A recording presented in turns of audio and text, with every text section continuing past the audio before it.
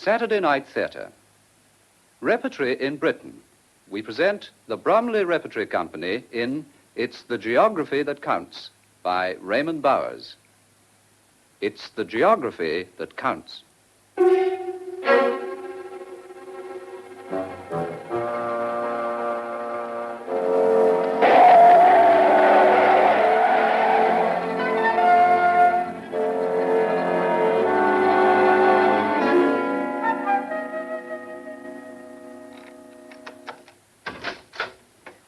Marshal, there's a police car outside. You came in the way I told you? Yes? Bring that in, will you? Right. No, just the bag. Leave the milk where it is. What if they come in? They'll find I'm out, which they'll have found when they first arrived. How long have you been waiting? Only a minute. I thought you'd have got here first. You overestimate your car. I parked it in the Cromwell Road. Do you want the keys? Catch. Thanks. It's near the Oratory. You have a brandy? No. Come on, have a drink and buck up. The one thing in my favor is that I was cold sober. The one thing in your favor is that I intend to get you out of it. Listen, James. Mother can prove where one of us was last night. That could be all that matters. Here, drink this. It was Mother I was ringing. I didn't expect you to want to be in this at all. Why do you? I have to be, James. I am. You forget the Crosby's the most publicized car in the country. It's an object of national interest, and I'm responsible for it. Whatever you did in it. It's them. What are you going to say? It's the panel bell, not the doorbell. Oh. Can't you tell the difference? How do you know they're not on their way in? They're in no hurry, James. The longer I'm out, the worse they can make it appear. All right. When did you decide to go up to Scotland? And are you still sure you told nobody? I told you about that on long distance last night. Do you think we've time to... Go on telling me what you told me on long distance last night. And also what you didn't. They'll come in next, Marshal. I tell you they will. Listen, James. The facts we have to adjust are these. I am a racing and works driver employed by the Crosby Motor Company, and yesterday I was giving the Crosby Sports Coupe 2.5-liter prototype a traffic test. The gearbox played up. I brought the car here and rang the factory. Mm-hmm. Then Mother telephoned me from Cornwall. Could I come down for the weekend? Could you?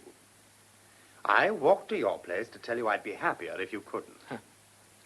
As I turned the corner, you went by in your car. You stopped at your door and went in. A few moments later, I knocked. No answer. Why no answer, James? I looked down from the window and saw it was you. Your ignition key was still in the dash. Are you always so careless, James? I was only popping in and out. Well, I then took your car, drove straight here, picked up my spare door key, drove on to the club, and telephoned you. Well, what did I say? You know damn well. You said, it's a bit wet for my car, but if you can do with it over the weekend, I've left the keys at the club. They're on the letterboard. Then you hung up. Not immediately. I gave you time to argue, but you were in a silent sulk. Yeah. You then went to the club and got the keys. Who handed them to you? Nobody. As you said, they were on the letterboard. Good. So, while I was on my way to Cornwall in your car, you came here for mine. But you didn't take mine. You took the Crosby instead. Why? Yours had no hood. Oh, don't fiddle about. To pay you back. I was going to dump it where it couldn't be found easily. As you say, you're responsible for it. Why Scotland, of all places? Somewhere handy to the Duncans. Could be. I thought you were dropping those sort of people. Mother mentioned it. She was pleased. All right. I thought of visiting them while I was up there. Make what you like of it. I want to be sure of only one thing. Did the Duncans know you were coming up? No. Good. Nobody knew I was going there. I've told you, because you'll need to know everything if you're going to be able to help. But if you mention it to Mother, Don't worry. She'll never know. Thank you. Unless you told her yourself last night. What are you talking about? I didn't see Mother last night. But you could have, James. And that is going to have to be your alibi. How can it be? Yes, of course it could. All we've got to say is that we both went down to Mother's in my car. I drove Don't let it run away with you, James. Stick to what really happened. You decided to pay me out by taking the Crosby, didn't you? How did you get the key? Does it matter? You know all that. It matters very much. Now go over it. You were in my garage. Your phone went. I didn't think to answer it at first. But eventually you did. It was the factory. Someone's secretary. She said, Mr. Arnitt. I thought I might do you some damage. So you said yes. Yes. Well, you are Mr. Arnitt, aren't you? She then said, would I, you, drive the Crosby over in the morning? They'd have a new gearbox ready then. I said, as a matter of fact, I'd done a silly thing. I'd misplaced the keys. I remember what she said because she sounded so annoyingly smug. She said, well, Mr. Arnitt, we'll simply have to send you a spare set, won't we? Who did they send with the keys? A messenger of some sort, I suppose. I didn't see him. How'd you manage that? When the bell rang, I went into the bathroom and turned the shower full on. Oh. After a bit, I heard the porter say, are you in there, Mr. Arnitt, sir? I answered without turning the shower off. He said, I'm just leaving a package, sir. I grunted, good. That was all. I came out, and the package was on the table, with the keys in it. What time was this? About 7. So you see why you didn't drive me to Mother's in your car at 6. What? The porter heard me taking a shower in here at 7. So he thinks. What does that matter? Well, he may also have heard the Crosby leave. I take it that was soon afterwards. Yes, about 10 minutes or so. Just long enough for him to assume I'd dressed and driven off. Oh, no, thank you, James. Does that mean you can't help me? I'm quite determined to help you, James. You're sure you got the Crosby out unseen? Marshal, if it weren't the Crosby, what would you do? But it is the Crosby. I don't understand you. Would you still want to get me out of it? No idea, James. You would, wouldn't you? Well, have to, I suppose. Family feelings. Is that possible, without family blood? We are only adopted brothers, after all, aren't we? You were about to tell me whether you got the Crosby out of my garage unseen. Well, it was dark. I was taking care not to be seen, surely. Yes, well, that was lucky. Even so, the gearbox must have made a racket, so we can't fiddle with the time factor. How'd you get on with the gears in any case? Worse, all the way. After York, I couldn't change down to 3rd. I thought it was going to pack up altogether going through Newcastle. Did you eat anywhere? No. How did you come to kill a cyclist on a straight and uninhabited stretch of flat road? I think he came out of a side turning. He was moving out into the middle of the road. What speed were you doing? About 70. What did you hit him with? Right front mudguard. Where? His front wheel. I'm sure of that. I thought I got past. Then I heard the smallest tip. That's all it was. And then his head on the road. Tell me about that. I told you. You have to have it again. Do you like it? It sounded like a box breaking. A small plywood box. Not a crack. As if you'd sat on it. And it all gave way at once. Muffled. A dull sound. What was the weather like? What? Was the road surface wet? I remember it rained down in Cornwall last night. No, the road surface was dry. I wouldn't have seen the blood on it otherwise. Not in the dark. How was he lying? He was on his face. It was just a jumble in the dark. I could see it spreading from his... You're sure you didn't touch him? I couldn't. All right. You drove it until you saw a phone box. Yes. At Monich. It's just a village. And it was well after midnight. Yeah, nobody was about. You rang a hospital in Newcastle, didn't you? What did you say? I reported the accident, naturally. And when they asked your name, naturally, you hung up. It was a simple reflex. I didn't intend to. It hadn't occurred to me to try and get out of it until then. If it hadn't, you'd have dialed 999, not a hospital. However dimly you set out to run the moment you hit him, you only telephoned the hospital in case you were caught so that it couldn't be said that you'd left him to die. You stick to the truth. Just leave the lies to me. Oh. Well, what then? You got onto a side road and drove back to Newcastle. Had you already decided to dump the car there? I just wanted to ring Mother.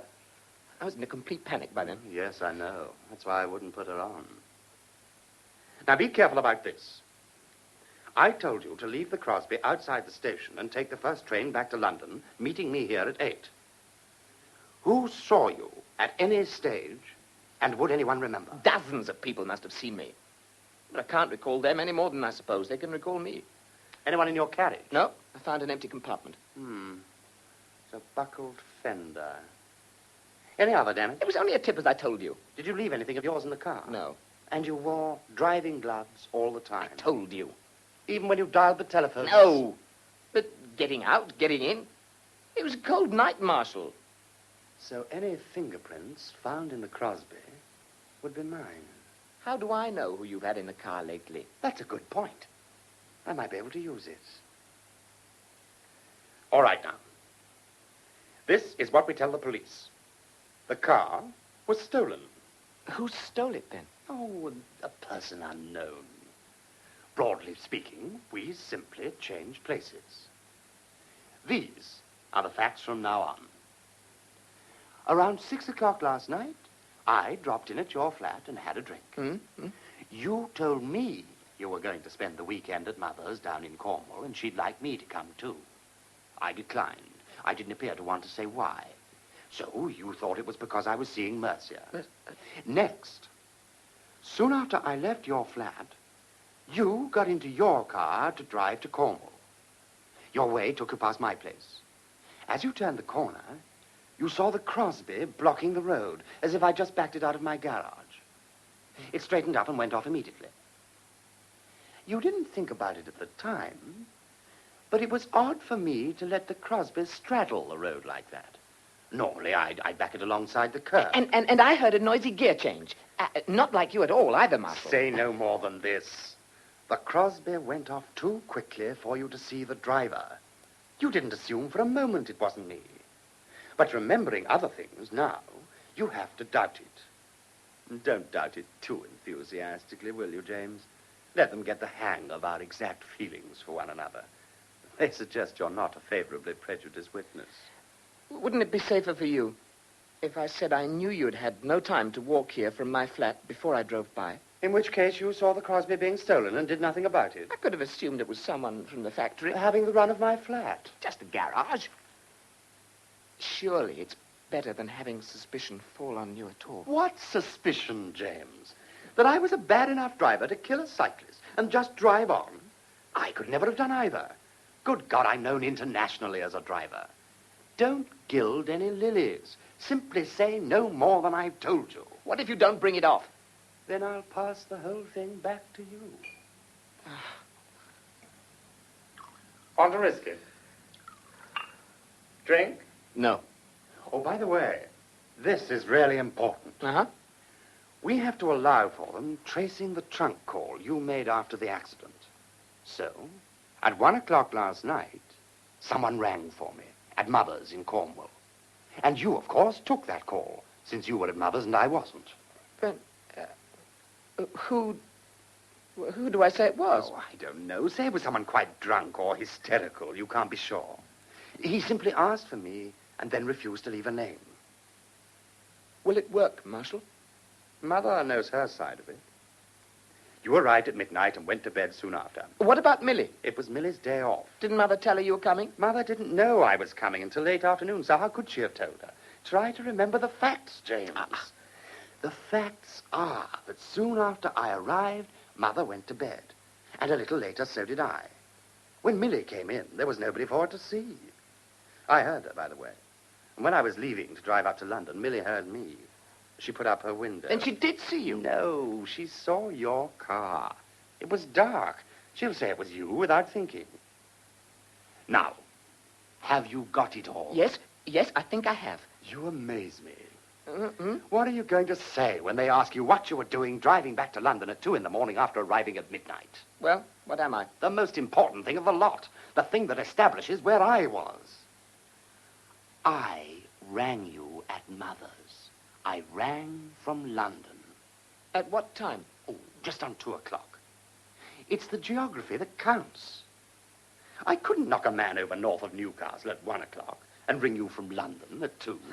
You most certainly couldn't. So it was a London call. How could I have known? I told you. Is that enough? It'll have to be. But you can't prove it. I don't expect to be asked to. No? Why should I be? Be clear, James. I asked you point blank where the Crosby was, if you'd been playing around with it. Now, you remembered then the way you'd seen it being driven off. You decided you'd better come up to London and help me. But that brings it down to the telephone call.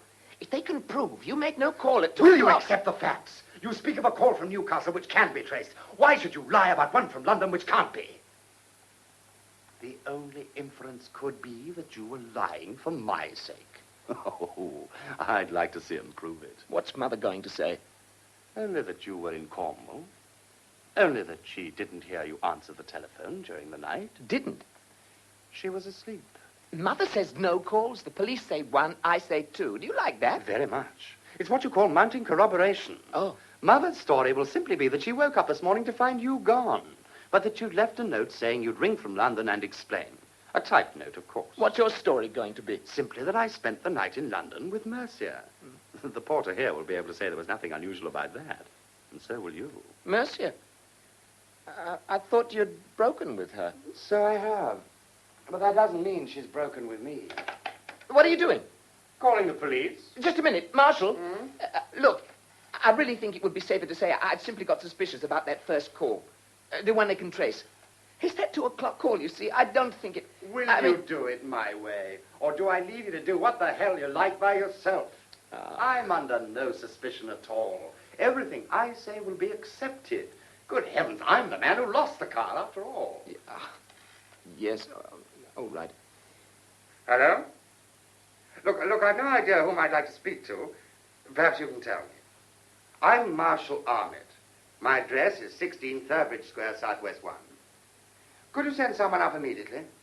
I want to report a stolen car. Yes. The racing driver. Thank you. I should like my keys. What? My door key, the key to my car. Oh, here. Here's a bit of luck. The Crosby key, too. I was afraid you'd leave that in the dash. Reflex, I suppose. You're all reflex. Yes, well, you better not let them find it on you. It's supposed to have been stolen. Don't forget it. And I'm supposed to have mislaid a key, aren't I? Which is why the factory sent me another. You will remember that, dear James, won't you? Here. Put it in the writing table drawer. Oh, very well. Where are you going? To my bedroom, James. Oh, I see. Do you? What? Those keys. You'll still have the key you didn't really mislay, won't you? The one you used yesterday, during the traffic test. Don't worry about that, James. May I now get some cigarettes? Oh, here. Oh, thank you very much. Panel bell. How did they get here so quickly? Radio to the car you saw outside. Good morning. Good morning, sir. Do come in. Thank you. I'm Detective Superintendent Hurst of Scotland Yard. You got here very quickly. This is Detective Sergeant Daniels. How do you, sir? How do you do? I take it you're Mr. Marshall, Arnitt? Yes, I'm the one who rang for you. Oh, by the way, this is my brother James. Oh, how do you do, sir? How do you do? Adopted brother, that is? Yes, to be precise. We have to be, don't we? Sergeant, let Golding know that Mr. James Armitt is here, too. He can return to the yard. Yes, Super. You can use my telephone, Sergeant. No, it's all right, sir. I know you in a way, sir. Oh, I've enjoyed your driving frequently. thank you. Can I offer you a drink, Superintendent? A little early for me, I'm afraid. Or do you mind? James and I have been up most of the night. Not at all. Brandy, James? A small one, thank you. Do you drive too, sir? Oh, racing cars, I mean. No, he doesn't. Do you, James? No. I thought perhaps you might have had a mutual interest with your brother. My brother and I have few mutual interests, Inspector. Superintendent, actually. Oh, I'm sorry. Well, sir, this car you reported stolen. Yes, well, I've been a fool not to have rung previously, but I really thought some idiot friend of mine must have pinched it for fun. Have you any idea which friend? No, I have so many. All idiot? Yes, more or less. The point is, I'll have the factory on my back if I don't move soon. If it's a friend, he'll just have to take what's coming to him. I see. Mr. Arnitt, you're a driver of considerable reputation and knowledge. Why did you call in the yard over a stolen car? But I didn't. I called the local police station. They must have called the yard. You've no idea why they should have? Well, it is the Crosby, after all. It's an object of national interest, isn't it? Marshall was only saying that a little before you came in. Oh. How long have you been discussing the matter? What? Not long, Superintendent. Come in. Littlemore's come in. I've written it all down in this, sir, but there'll be a typescript if you want one. Oh, thank you, Denny. As a matter of fact, sir, your car has been found. Oh, has it? Yes. In Newcastle. Where? Newcastle. Well, yes, I heard you. Frankly, I'm astonished. It appears to have been involved in an accident. Does that astonish you, too? Was the car badly damaged? No. Chip of paint, a dent, right front mudguard. What did it hit? Whatever it hit, sir, I feel it proper to tell you this. You were responsible for the car, and it might be shown that you had time last night to travel from the scene of the accident to this flat before inviting me to call. Do you understand me? Perfectly. In that case, you will understand that I put this question only in fairness to you. Have you any knowledge of the accident I've just referred to? How can I have? You've hardly told me what it was yet, have you? A cyclist hit and ran. I see. Oh, dear. Couldn't be worse, could it? No. Have you any knowledge of it, sir? No. I'm shocked. Well, as a matter of fact, James has more knowledge of it than you have, probably. What? Well, not the accident itself, of course, but perhaps of an event which led up to it. Yes. Yes. I was driving past, Superintendent, here. I'm not very good at this. I was taking no notice yesterday. You see, I was going to spend the weekend with Mother in Cornwall. She lives there. Begin at the beginning, James. I called on you yesterday afternoon just as you were getting ready to leave in your car. Yes. My flat's in Osbridge Gardens. That's quite near here. I suggested to Marshall that he came down to Cornwall, too. He hadn't seen Mother for some time, and I thought he should. Oh? Why, Mr. Armitt? Well, just because he hadn't gone down for some time. When did you last see your mother, sir? Oh, let's see, a month ago, about. There was nothing special in your concern then? Why, no. The important thing, then, is that you drove down to Cornwall together. You mean Marshall and I? Oh, no. I drove down alone. Alone? Oh? Yes. Marshall told me he wouldn't be going down because... because of a previous appointment. Of some sort.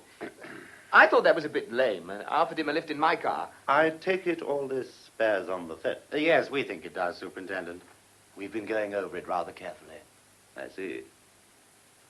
What time was it your brother called on you? About 6 o'clock. I take it he didn't drive up in the Crosby. No, he didn't. But that was one of the reasons he gave for not coming down to Cornwall with me. He said he still might be wanted in London to test the Crosby. Didn't sound very convincing to me. He'd already told me the gearbox was out of order, so... I thought he'd contradicted himself somewhere. I mean... Might I ask you this? Are you and your adopted brother on good terms? Well, we are brothers, Superintendent. I see. Legally. Ah, yes. Go on, Mr. Arnitt. Well, soon after Marshall left my flat, I set out for Cornwall in my car. As I turned the corner here, I saw the Crosby, stationary, blocking the street, as though it had just been backed out of Marshall's garage. Then a moment later, it drove off. Yes? I hardly got within 100 yards of it, I suppose. I really wasn't paying much attention. This was about 7 o'clock. Yes. I drove on to Mother's. I got there at about midnight. I went to bed soon after. At about 1, or half past, I heard the telephone. It was a bit late for anyone to be disturbing Mother, so I went down. It was a trunk call. When the caller was put through, I thought he was a bit drunk or hysterical. What was he ringing you about? He wasn't ringing me. He was asking for Marshall. When I said Marshall hadn't come down, he rang off immediately. Leaving no name? No. I asked, of course, but He rang off immediately. Can you tell me, sir? Had you given anyone the impression you'd be at your mother's last night? Well, no, I'm sure I didn't. The man was obviously ringing around on the off chance, Superintendent. He told me he'd already tried Marshall's London number. Ah. And had he? How could I possibly know? Did you hear the telephone ring in this flat at about 1 or half past? This morning. Oh, I wouldn't have been in at that time. Oh? Where were you then? Does that matter? The point is, the man had no reason to tell James he'd tried my London number if he hadn't. I didn't think that was the point, sir. I gather you'd never let a car straddle a street on leaving a garage. So your brother is going to put the inference that he saw the Crosby being stolen. Is that so, Mr. Arnitt? Yes, it is. Marshall would have backed it alongside the The curb. accident took place 300 miles from London shortly before 1 o'clock this morning. Now, we can establish theft if you, sir, can account for your whereabouts in London at any time after, say, 9 p.m. last night, to be utterly sure. I think you'd better hear what James has to say first, Superintendent. I'm not particularly keen to account for my whereabouts. Oh? But my only witness wouldn't be pleased. Why not, Mr. Arnitt? For reasons that are pleasant only until they are made public. I see. This anonymous caller, then. Did you discuss him with your mother? It was 1 o'clock in the morning. You simply went back to bed, then? Yes. Then about an hour later, Marshall rang me himself. Hmm? From London, I take it? Yes. Why were you ringing your brother? I found out that Crosby wasn't here. I thought James must have been up to something. Was he the first person you suspected? Oh, I don't know, Superintendent. I'd had quite a night. I was in a spur-of-the-moment frame of mind. What did your brother say?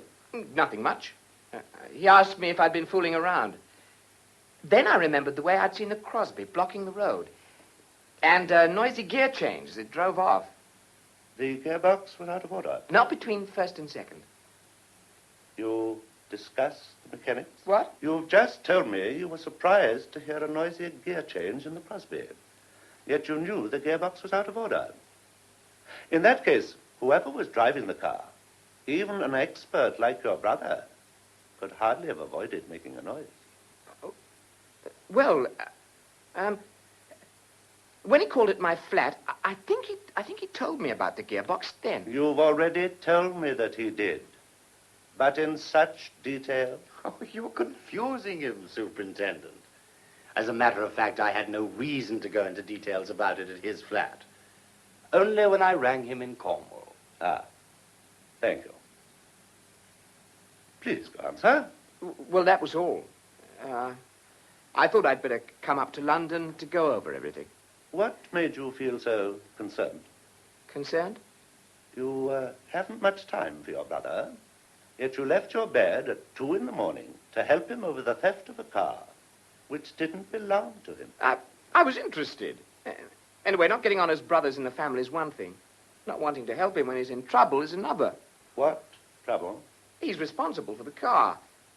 It's an object of national I interest. beg your pardon. Yes?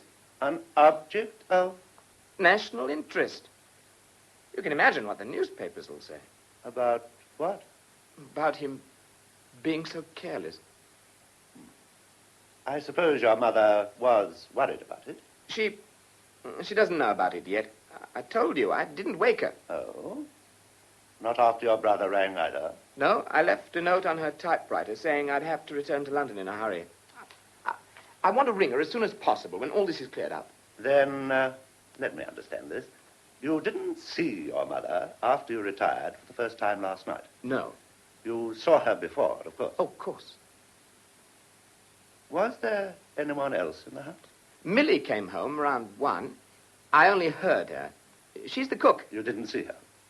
She saw me when I left for London, only from her window. There were no other guests? No. But the point is, your mother can establish when you arrived, and Millie can establish when you left. If you can't accept my word, Superintendent, they can. I accept that if Millie, the cook, can say you were in Cornwall at 2 o'clock this morning, you couldn't have been north of Newcastle at 1. Well, I think it's clear to me. You drove straight here, I take it, and met your brother this morning, just now. Yes. In this flat. Yes. And you discussed this matter. Yes. Well, watching you has made me thirsty, Mr. Arnitt. Could I perhaps have that drink, after all? Certainly. What would you like? A little whiskey and a lot of soda. And you, Sergeant? Oh, well, the same, thank you, sir. Thank you. Cheers. Cheers. Cheers. Oh, you haven't got one? That's all right. I'm not having another. Oh, then cheers again. And Mr. Arnitt, you'll appreciate, as I told your brother at the beginning, this isn't a yard matter, really, but I think your evidence might be of considerable value if it could be circulated. I think you ought to put it into a formal statement. I'd be glad to. Good. Assuming the matter's ever cleared up, that is, that the thief's ever found, you'd have no objection to being called, would you? None at all. I'm glad to find you so obliging. Would it put you out to accompany Sergeant Daniels to the local station? It's only just round the corner. Can't I make the statement here to you? Not really. It simply isn't a yard matter. Oh. I'm only suggesting that the sergeant accompanies you because it can save you a lot of explaining. All right. Do you mind if I rush you, Sergeant? I'd like to ring my mother as soon as it's over. I'll ring her now. Get the statement over, James. I'll ring her myself soon. Very well. Are you coming too, Marshal? Hmm? Oh, while I'm on it, I thought I might as well sort out your evidence for you too, sir. It's more comfortable here. Of course. That's very good of you, Superintendent. Well, I'll look back. Huh? Oh, yes. Yes, do. You look back too, Danny. Yes, Super.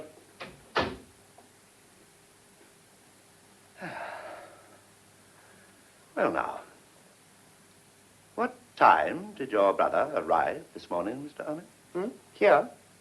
Where else? Well, I think he dropped into his flat first and then walked over.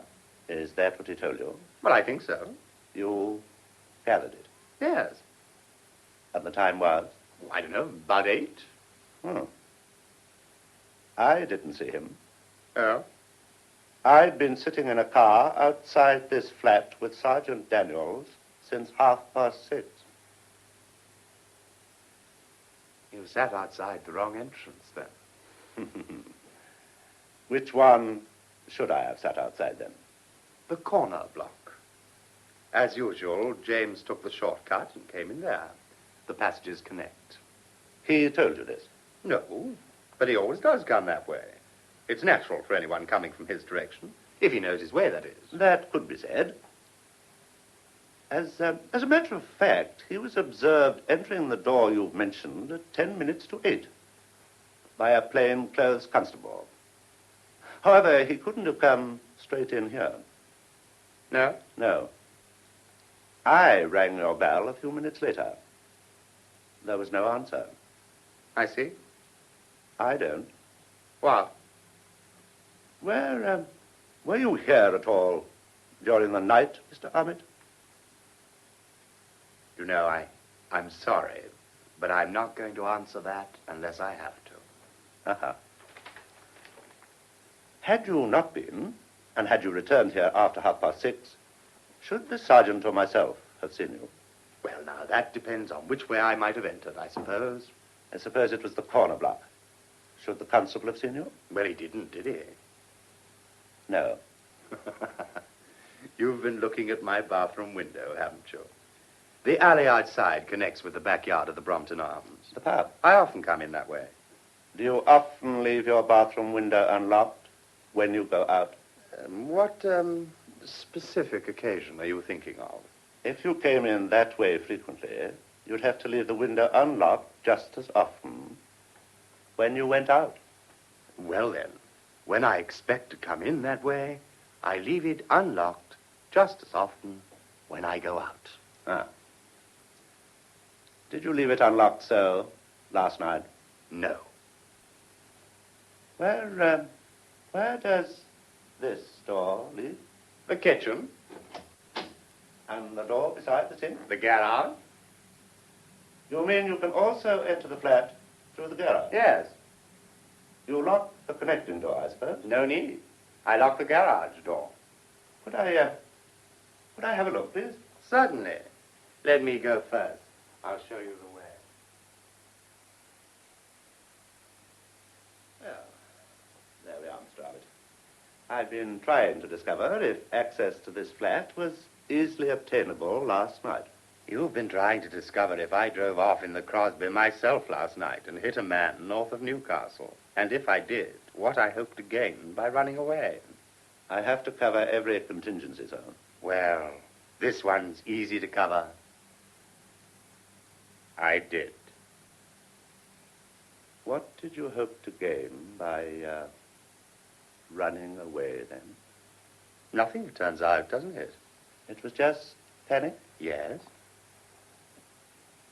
I congratulate you on the control you've gained since. Thank you. These windows? What about them? Locked. Yes. And that door? The bedroom.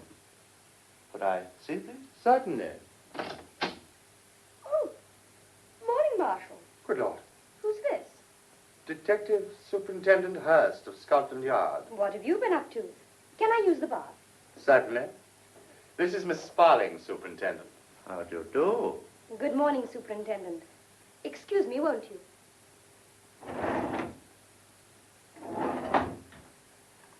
I didn't quite catch the name.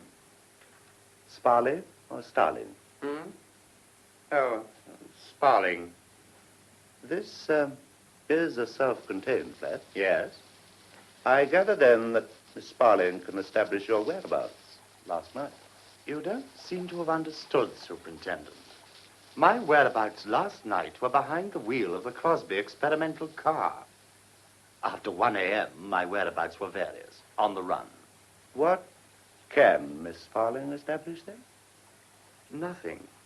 Then why is she here? I've no precise idea, only a general suspicion. Perhaps I'd better speak to her. No, you had not. Not before I have. You can be quite sure she's my business, Superintendent. You've confused me, Mr. Arnitt.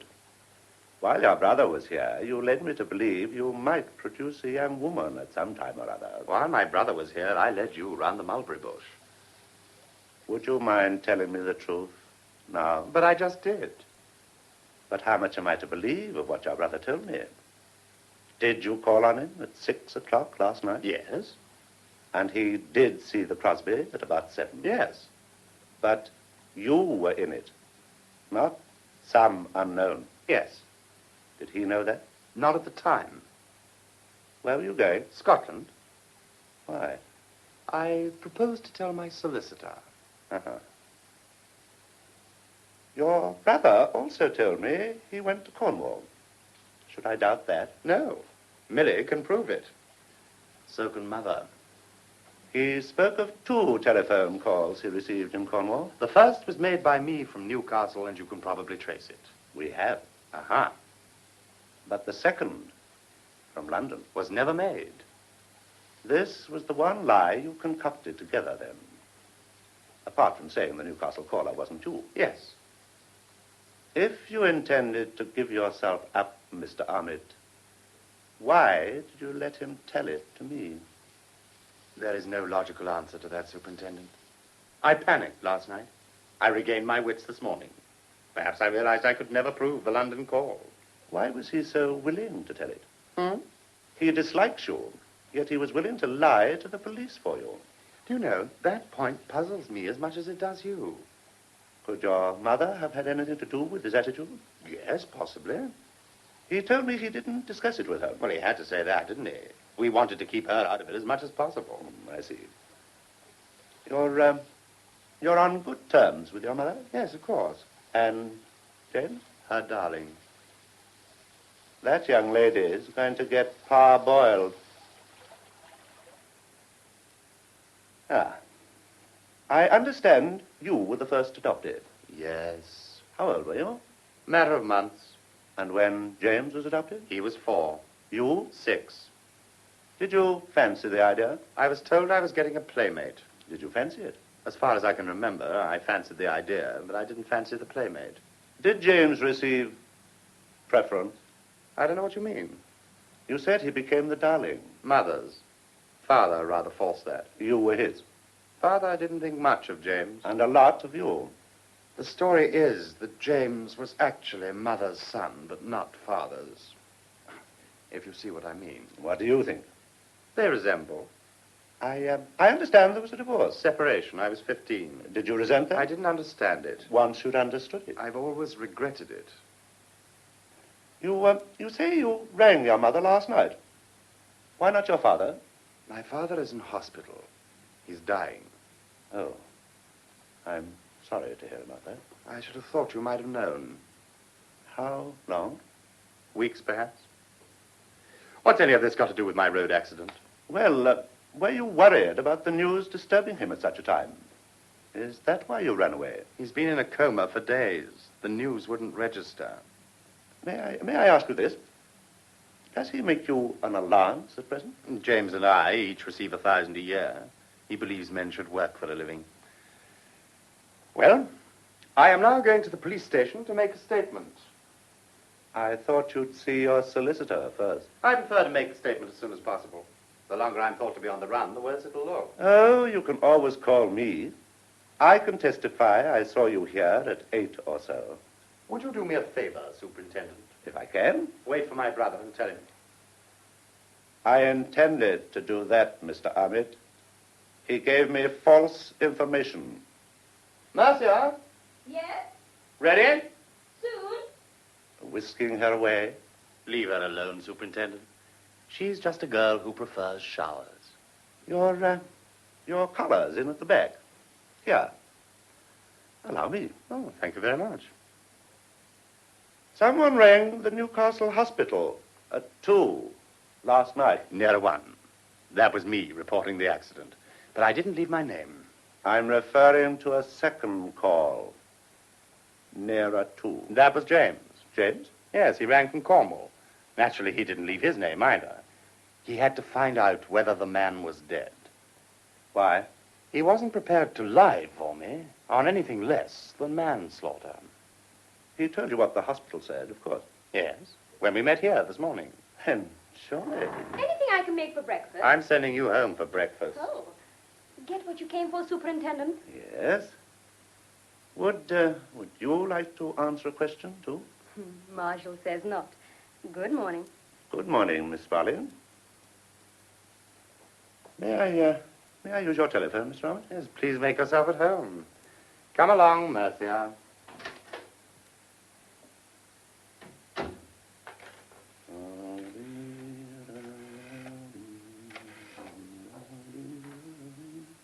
Oh, radio room? Hurst here. Message to car 125. Mr. Marshall Armitt has just left with a young lady called Miss Mercia Sparling. I want her followed. No, P for Peter. Oh, you're still here. Yes. I've been waiting for you. Your brother's just stepped out. Oh. Mr. Armitt, Are you satisfied with this statement you've just made? Why? Have I missed anything? I mean, if it were produced in a court, the police would call you. There's nothing you deny in it, I suppose? Of course not. Then I arrest you on the charge of having murdered your legal mother, What? Audrey Arnitt, at Tranquey, Cornwall, at or about 2:30 this morning. No. And I warn you that anything you say will be taken down and may be used in evidence.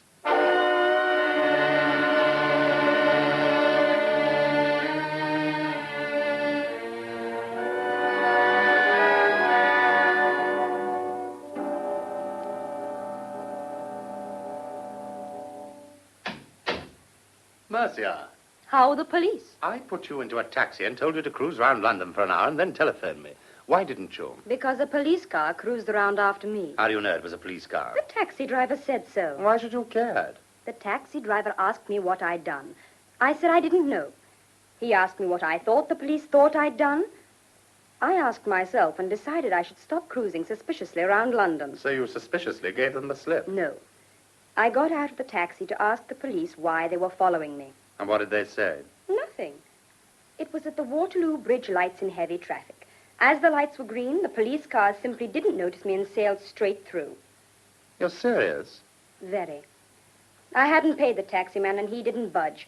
So the car behind him hit him, and then the police car hit both of them. I came here by tube and made myself some breakfast. Want some? No, thanks. They gave me a cup of tea at the police station. Where's James? I don't know. He'd gone when I got here. Gone home, I suppose. Why did you rush off without telling me anything, Marshal? I had to make a statement to the right quarters while it could still sound voluntary. Why? Before they came to me. But they'd been to you. No, that was Scotland Yard. What is all this? I thought this was only a road accident. And so it is. There was a departmental mix-up because the Crosbys involved. I don't understand you, Marshal. You've admitted doing it. So what are they so interested in now? Why am I being followed? They're interested in exactly what I'm interested in. You were in my bedroom this morning. Did you hear me come in earlier? I don't know. I was asleep. When you first became aware of my proximity, who was I with? I can't really tell you, Marshal. You know how I sleep. Well, what on earth were you doing in my bed to begin with? You rang yesterday. When I rang yesterday, I didn't leave a message nor my name. My landlady recognized your voice. I see. And I was in. Then why didn't you come to the phone? I wanted to see if you'd ring back. I only wanted to say you'd left a cigarette case in the Crosby the day before yesterday, and I'd send it round. This case. Thank you. I thought, if you'd take the trouble to ring back, you'd be certain to want to make it up. Make what up? The day before yesterday. The day before yesterday, I only said I saw no point in marrying you. How did that alter things? It only broke our engagement, that's You've never all. been engaged. Well, you asked for your key back. It's the same thing. Like some coffee? Just the key, if you don't mind. It's in my bag, here on the couch. I'd like some coffee. I've got a bit of a hangover. Cigarette? No, thanks. Do you have a light? Hmm? Oh, yes. Here.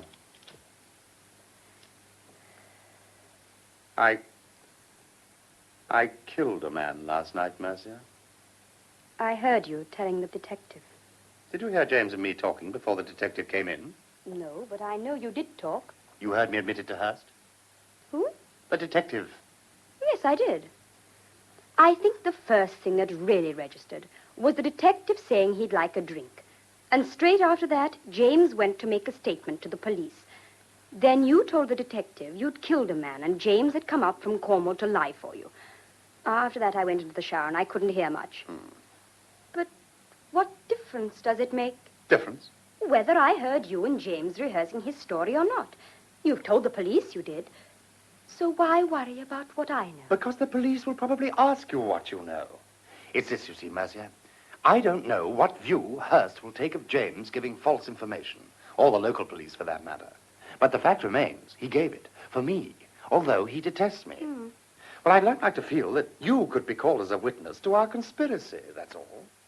What'll they do to you? Either prove me guilty or not. Either way, I'm not likely to race again.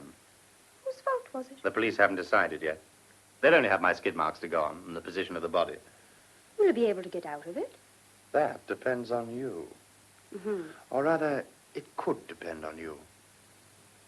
Mercia, what did you do last night? Exactly. I've told you. After I rang yesterday afternoon, you didn't answer. I got depressed and had a few drinks. Who with? With me. At your flat? Yes? How did you come here? What? Well, did you walk? No. Taxi? Mm-hmm. Well, what time was that? Oh, I've no idea. No, it's not like you to drink alone, Mercia. No, it isn't. What did you do when you got here? How long was the light on, for instance? Not long at all. You simply found your pajamas and got into bed, like old times. Yes. I was encouraged to find them in the dresser and not the post. Hmm? My pajamas. Oh. Try to remember what time you got into bed. As I was in no condition to know the time, how can I? Oh, dear. The early hours, then. Yes, that I do know. Well, why didn't you say so, then? Now, look, the driver who brought you, was he from the rank? No. He hadn't driven you before? No, he hadn't. Then you could have been anywhere last night for all anybody knew. Where did you have in mind? With me. In the Crosby. Well, I would have been if you'd asked me. And if I ask you now? If it will help. It might. I honestly don't believe the accident was my fault, Mercia. But I can't risk the police disagreeing. And bad publicity would ruin me. After all, I am patron of 14 boys' clubs. And there's a directorship when I finish racing next year. You were going to finish then, were you? Yes, glad to. You were in the Crosby with me on Tuesday and Thursday last week, weren't you? Your fingerprints will be there anyway. You could tell the police that the accident was not my fault. That the cyclist simply materialized, probably from a side road. That it was a miracle I didn't go clean over the top of him. But in point of fact, I only just touched his front wheel. I was almost past. It was the fall that actually killed him. But you panicked. Only when I saw he was dead. But it was still a panic. And from you, of all people. What do I say about that? Well, what do you? You'd been on the road with an experimental car all day.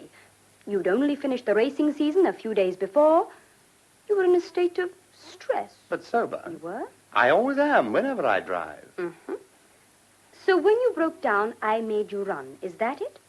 I knew you were in no condition to give a good account of yourself. Yes, you only wanted me to recover before I gave myself up.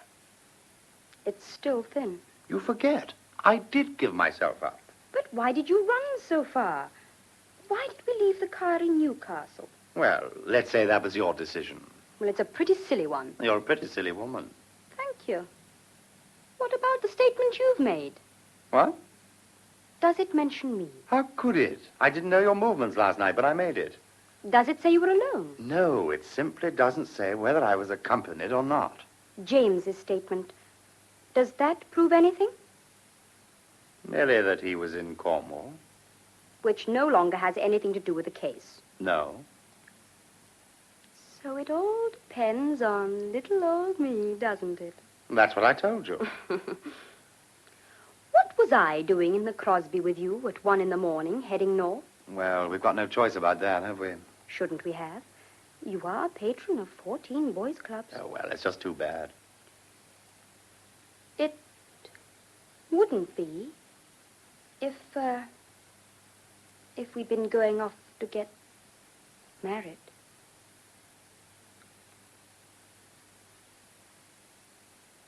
Mercia springs her catch.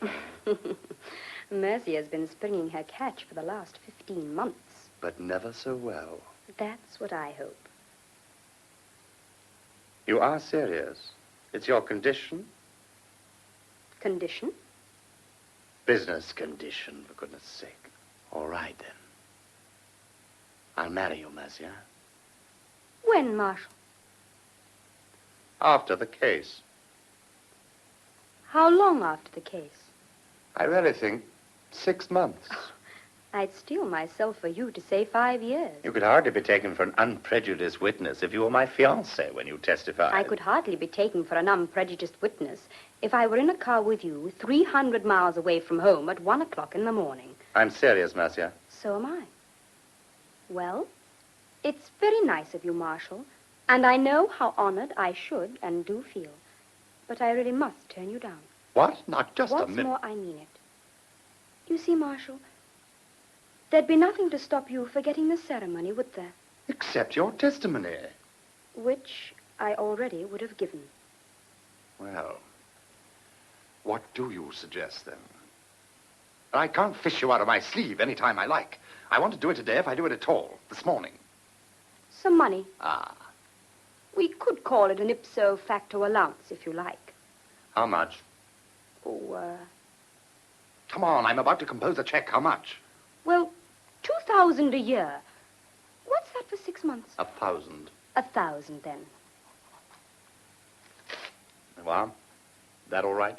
Lovely. Now go and cash it. Oh, I'm not going to cash it until I've heard your testimony. I see.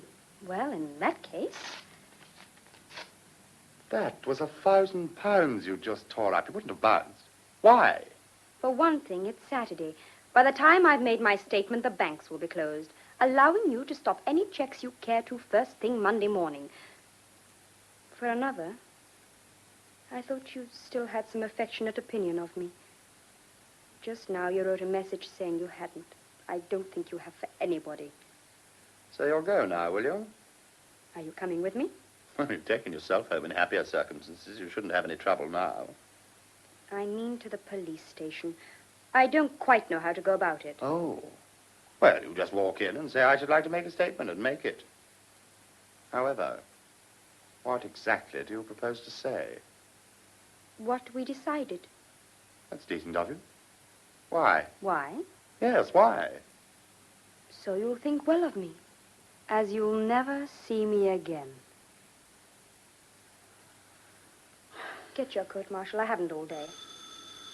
Panel bell. More police? Yes, it's pretty sure to be. Now, come on now. Go, what's the matter? Into the garage. Oh, but they couldn't have come at a more convenient time. For goodness Say, sake, dear, what? girl. Now, come on. And keep your voice down. If it is the police, it'll be to show me the accident photographs. If they look good for me, I won't drag you into this. If they look bad, you can go to the station later and say your piece. but this is But I ridiculous. don't want them to find you here in open collusion with me. Now, go on down, girl, and keep quiet. What if they find me here? I couldn't even say I was powdering my nose. It's a garage. I'm going to look pretty silly. And so you are, dear. So you are. At least I shan't be able to hear, though, shall I?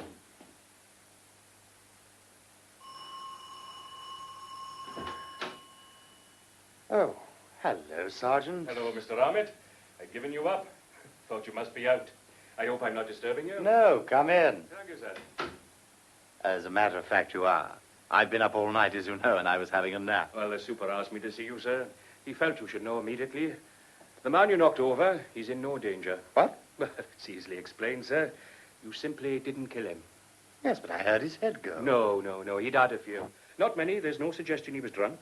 What did I hear, then? Good God, I saw the blood on the road. Well, he'd left a party with a bottle. They apparently shared out when the party ended. Oh, and it was the bottle I heard. Yes, he was carrying it in his jersey. Cut him about a bit. Lucky it didn't kill him. Yes. What you saw was the contents. I suppose I'll still have to appear in court tomorrow. Yes, sir. But I shouldn't worry. I've been to the local station and they've got the photographs. Your skid marks are on the right side of the road. For you. And with your reputation as a driver to begin with. Well, and the other man having been to a party. But what about my not remaining at the scene of the accident? Yes, well, sir. You know as well as I do, that's what they'll hammer. Well, it was good of you to come and tell me. The super had to go to the yard, sir, or he'd have told you himself. Yes, well, you'll thank him for me, won't you? You can do that yourself, sir. Hmm? When he arrives. Is he likely to be long? I still haven't seen my solicitor. Well, if it's not convenient, sir, I'll wait outside and tell him. Oh, no, don't do that. Could I use your bathroom, sir? I'm sure you'll find it empty, Sergeant. Eh? Oh, thank you, sir.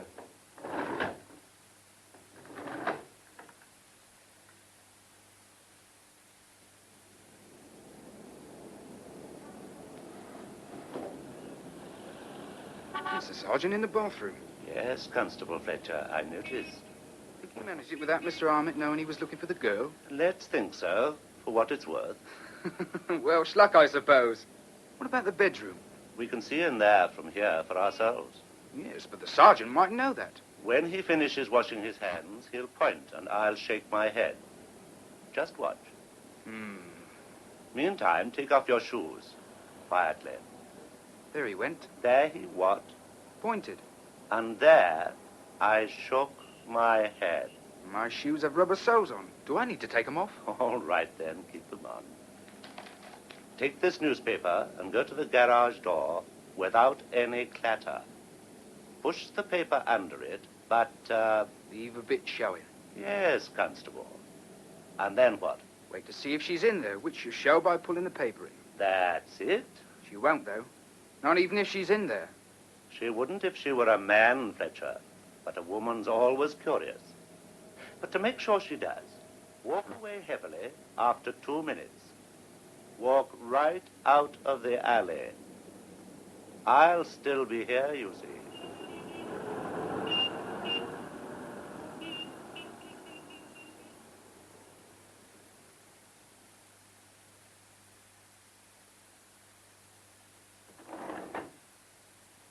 Sergeant, what exactly is going on here? Going on, sir? Hurst himself said this wasn't a yard matter. Well, he wants to tell you something personally, sir. Oh? Well, do you know what it is? Yes, sir, I do. Your legal mother, sir. What about her? Well, I'm sorry to have to tell you this myself. She was found dead this morning. What? Oh, no. Your brother has been held on a charge of murder. I'm sorry. Would you please get that? Yes, certainly, sir. Hello, Super. I've told him about his mother. How did he take it? All right. The girl's in his garage. Uh-huh. Wait outside, will you, Daniels? Yes, sir. Hello, Inspector. Won't you sit down? Thank you, sir.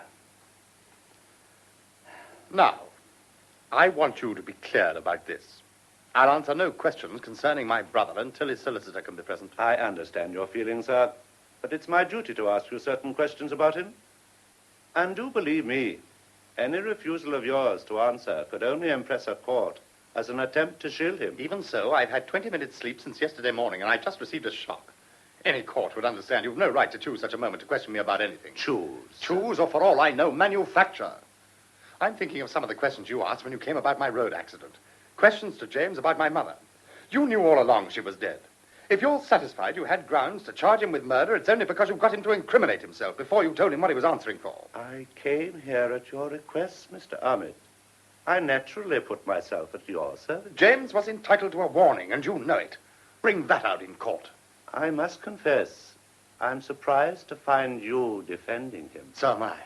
But then I'm prejudiced by the fact that the precise night he was supposed to have been bad enough to murder his mother, he was good enough to come up to London and help his brother to the extent of giving false information to the police. Was it false information that he was in Cornwall? You telephoned him there. You spoke to him. Well, isn't it so? Have you traced the call? Yes. Then the question's superfluous, isn't it? Evidence consists in answers, not questions, Mr. Arnitt. But I take your point about your condition. What time this afternoon would you like me to return?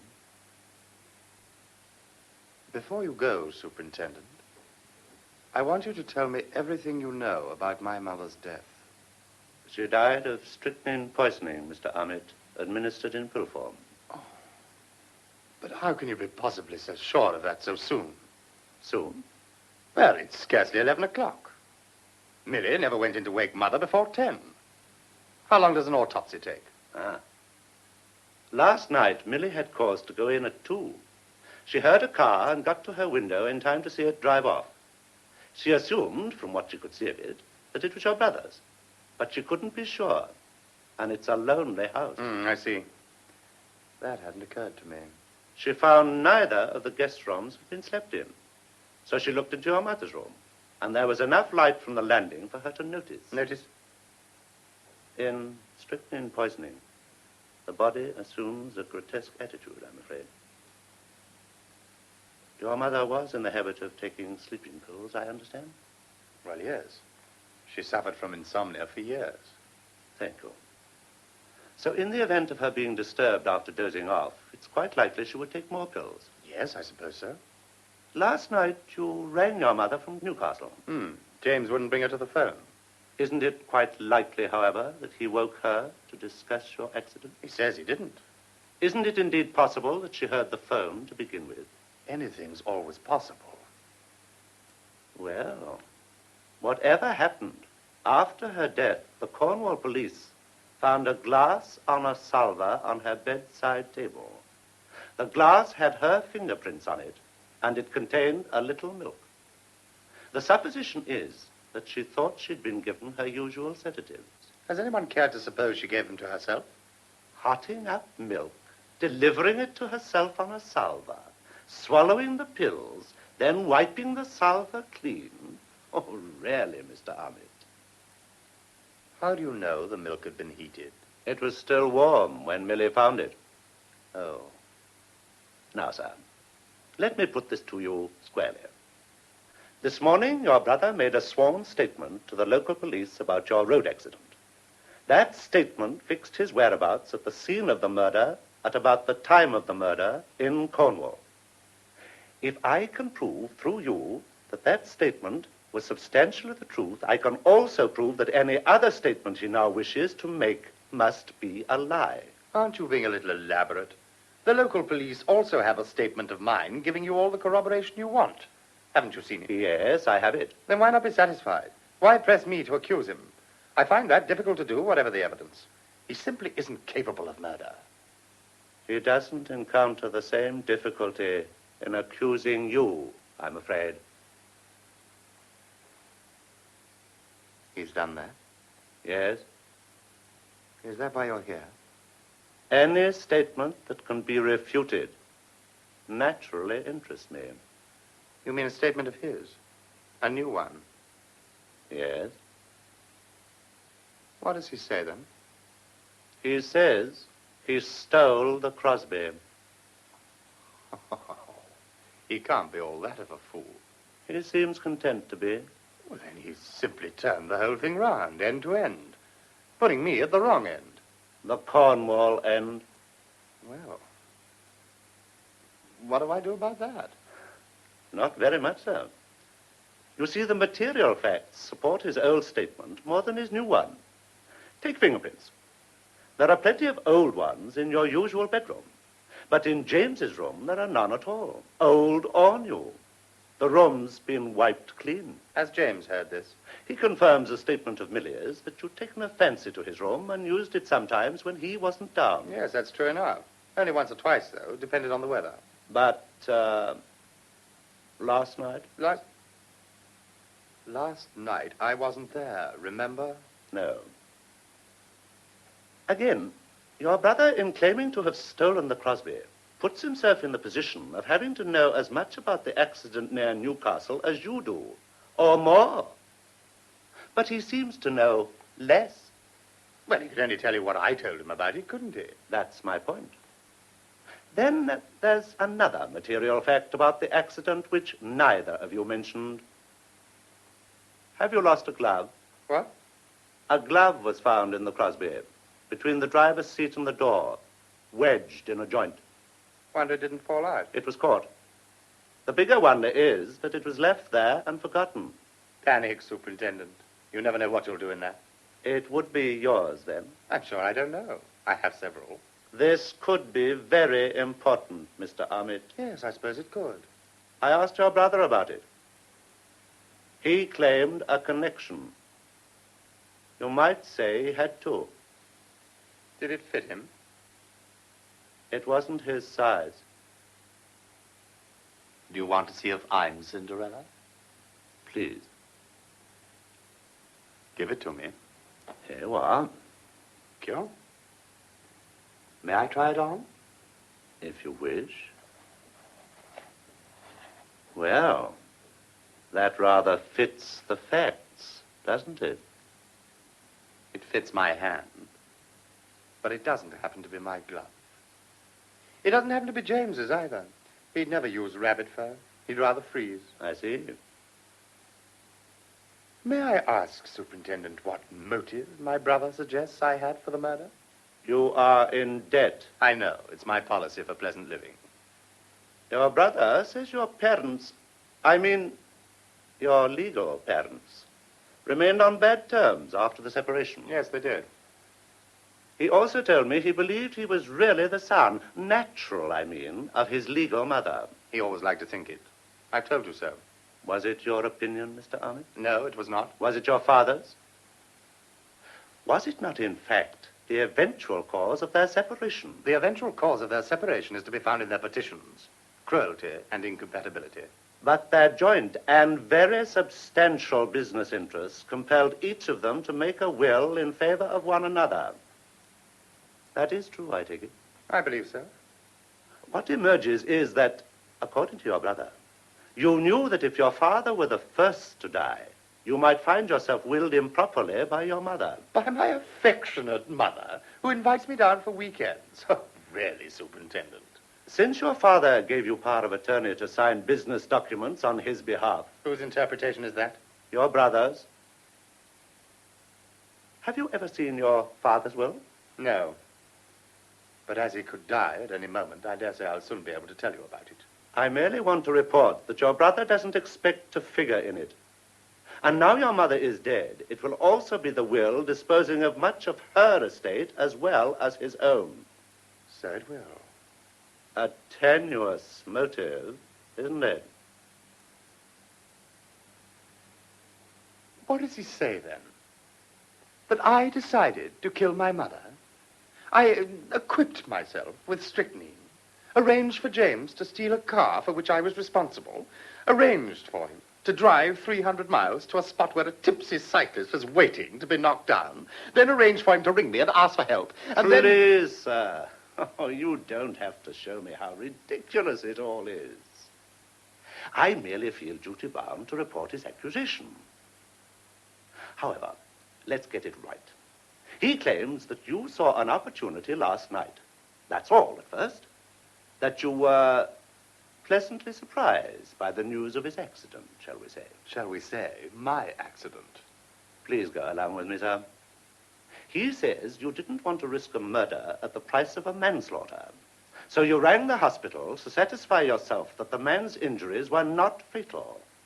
And only It's then... obvious to me what James has to say. But this is what I have to. He made a sworn statement this morning concerning the road accident, and so did I. Both statements agree that he was in Cornwall at Mother's and that I was not. You can please yourself. There's also Millie Freeman's statement. Oh? The car she saw was undoubtedly your brother's. He says you borrowed it. I'm sure you'll say you didn't. And there's a statement by Miss Frida Gainring, an employee of the Crosby Company.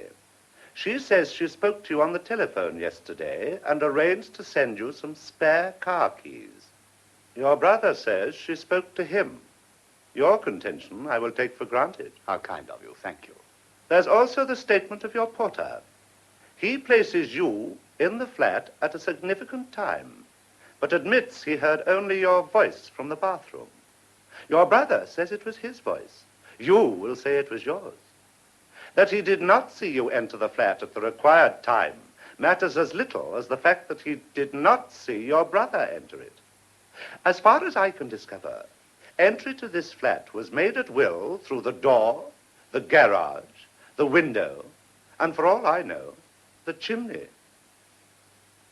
But isn't it just possible that there's another statement to come? One which illuminates the others beyond any doubt of error? Well, is that? This morning you led me to expect one. The young lady you introduced me to, Miss, Sparling. You do see my point. The whole weight of the evidence I've gone over supports your account. But nothing in it positively proves your brother's guilt. Only one thing can. I'm not interested in proving my brother's guilt. Not even now. Mr. Arnitt, one witness placing either of you in the Crosby north of Newcastle at 1 o'clock this morning Would would... equally place the other in Cornwall. Well? Well, Mr. Arnitt, the young lady I met this morning. Why was she here? Ask her. I'm asking you. Your brother contends she was with him. With him? Where? In the Crosby, Mr. Armitt. That is utterly impossible. That young lady and I have been living together on and off for 15 months. He claims an off period developed about a week ago. He says you stole his car yesterday. He came here to get your car, and Miss Sparling came in a few minutes later, a little inebriated and considerably depressed. He knew there'd been trouble between you. He was glad to see her. He'd always liked her in a casual way. He puts the possibility that he was doing you one in the eye more than entertaining himself. But the matter developed quickly, I understand. In the end, according to your brother, she consented to go to Scotland with him for the weekend. In the Crosby. You remember your plainclothes constable, I beg your pardon? who saw James come in here at 10 to 8 this morning? Yes?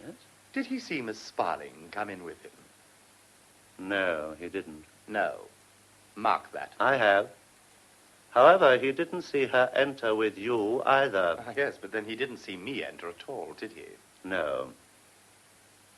I must know if there was a witness, sir. I see.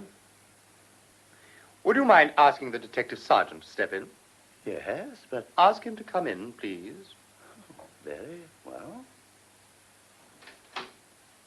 Step in, will you, Daniels? Right, sir. Understand this, Superintendent. I was never interested in proving my brother's guilt. But I've got to put a stop to these wild stories of his before he tries them in an open court. If I satisfy you now, I hope you'll find a way of dissuading him from compelling you to produce witnesses unnecessarily. Yes, what did you want, Super? The super didn't call you. I did. Get your notebook out, will you? Right, sir. Now, just wait a moment, please. Mercia, come up here, will you? Have they gone? No, but don't worry. Come on up. Come on. You haven't met Detective Sergeant Daniels, I think. Daniels, this is Miss Sparling. How do you do, Miss Sparling? How do you do? I'm sorry, Mercia, but your evidence is going to be necessary after all. I'd hope to keep you out of it, but... Well, just tell the superintendent where you were last night, will you? Perhaps I can prompt you, Miss Sparling. Were you by some chance in the Crosby experimental car? Don't be afraid, Mercia. Just tell the truth as you told me you would, if you had to. Yes, I was in the Crosby. Write it down, Sergeant. Yes, sir. With Mr. Armitt, I take it. Yes. Put that down, too. Mr. James Arnott. What? James? Yes. He was here when I came in yesterday.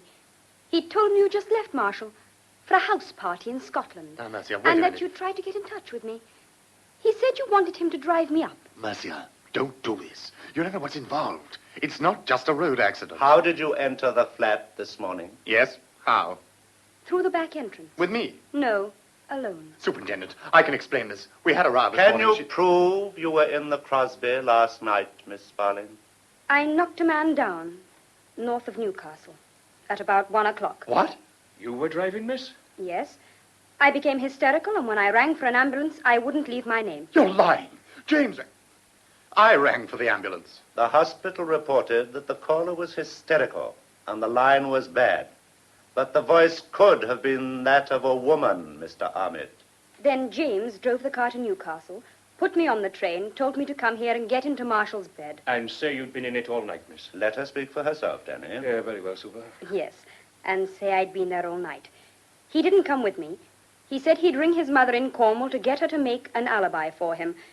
Everyone was to think the car had been stolen. By a person unknown. So you came to London separately? Yes. Of course we did. When I rang Mother, James answered. It was his idea. We met here. I followed Mercia down on the train. But it's not true she was driving the Crosby. I hit the man. It was my fault. Very generous of you to shoulder the blame, Mr. Armitt. But I think I have 2 witnesses to say you weren't in the car at all. Now, just a minute. You were in Cornwall. 2 witnesses who can't prove it. Can you, Miss Sparling? I don't know. It depends if they found my glove. Show it to her, Danny. They sent it down from headquarters, miss. Is this it? I can give you its mate. I've got it here. Mercia. That won't help, Mr. Armitt. You swore nothing, Mercia. You signed nothing. You can take it all back. And you've got to. You don't know what it's about. I do know what it's about, Marshal. I read it in the newspaper. You killed your mother. But you couldn't have. There was nothing in this morning's paper. I looked after the sergeant came and told me. You saw me, Daniels. Yes, I remember, sir. It was splashed in the first edition of the afternoon papers, Mr. Armitt, and they come out quite early Saturdays. I delivered one to Miss Sparling while she was in your garage. But I guessed she might be there. Then Mercia. Oh, Mercia, this is no sort of wedding present at all, is it? Mercia, look at me. No, Mr. Armitt. You look at me. Marshal Armitt, I arrest you on a charge of having murdered your legal mother, Audrey Armitt, at Tranky, Cornwall, at or about 2:30 this morning.